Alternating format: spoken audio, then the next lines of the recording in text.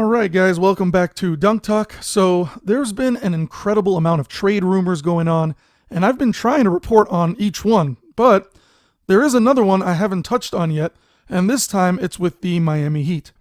Now, they've been interested in getting Jae Crowder from the Phoenix Suns, especially since he chose not to play for the team this season.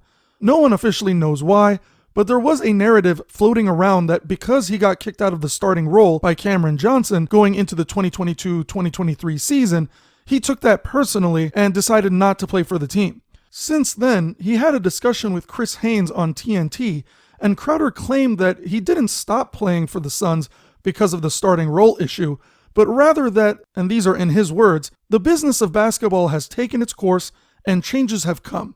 I don't want to give the details just yet, but it's definitely not true of the narrative being pushed about me starting or not.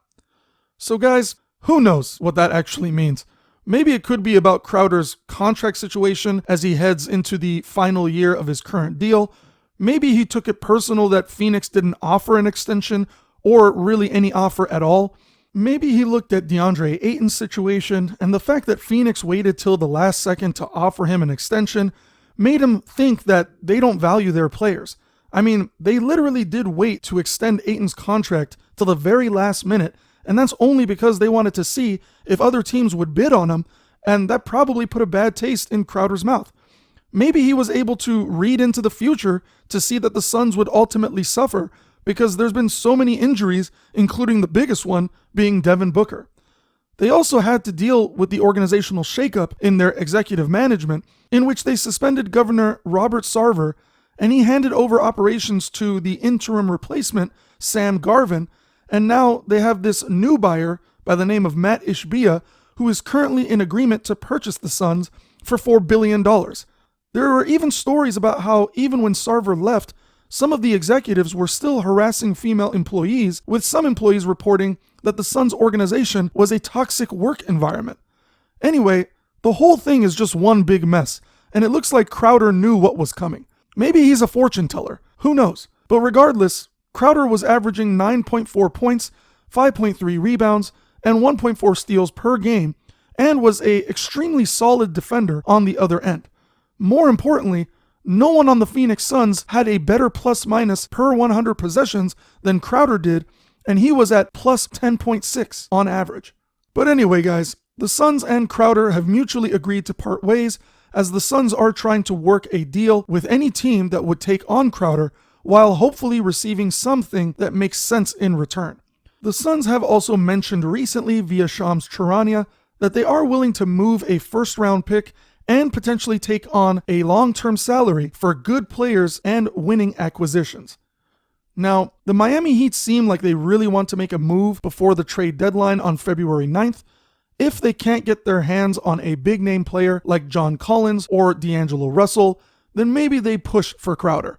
As of now, the Heat actually have a standing offer with the Suns, but the Suns want to bring things closer to the deadline to see if someone else maybe gets desperate, and to see if they could do a better deal, or if they could even push Miami to add a pick to the deal. The Heat want to do something big, but if a deal for a big-time player doesn't work out, then they will shoot their shot for Crowder.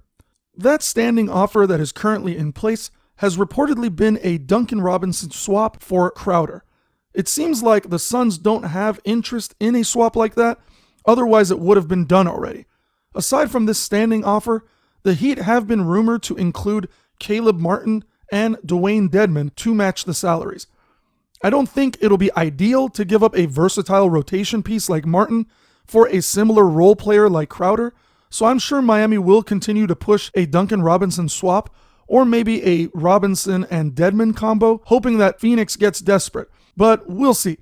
Crowder will be an unrestricted free agent next season, so if it comes down to it, I'm sure the Suns would rather get something than lose Crowder for nothing in free agency.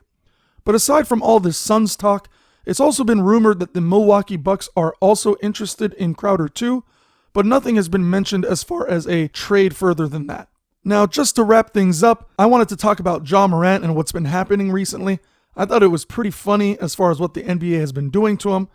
Now, Ja Morant has been insane this season. I mean, this guy might arguably be one of the best players at his position in the league right now. I mean, when this guy plays, he literally levitates off the ground going in for a dunk or maybe a chase down block. And because of his athleticism, he's been producing almost one highlight play literally every night. But funny enough, guys, one downside to Morant's otherworldly athleticism is that the NBA has drug tested him numerous times this season, at least more than the typical amount that they would do. And Morant took to Twitter to call out the league after finding out the NBA will drug test him again, and this time for the 7th time. Morant has been averaging 27.5 points, 5.7 rebounds, 7.9 assists, and 1 steal per game, and essentially he's just putting up all-star numbers this season and only getting better. As annoying as it may be, I think Morant should look at these drug tests as a compliment because it just shows how insanely talented he is compared to the rest of the league, where even the NBA can't believe he's not on drugs or something. Now, if he keeps playing like this, it'll be hard to imagine that the league will stop drug testing him anytime soon, but as long as he continues to stay off of performance-enhancing drugs, then I don't think he has anything to worry about.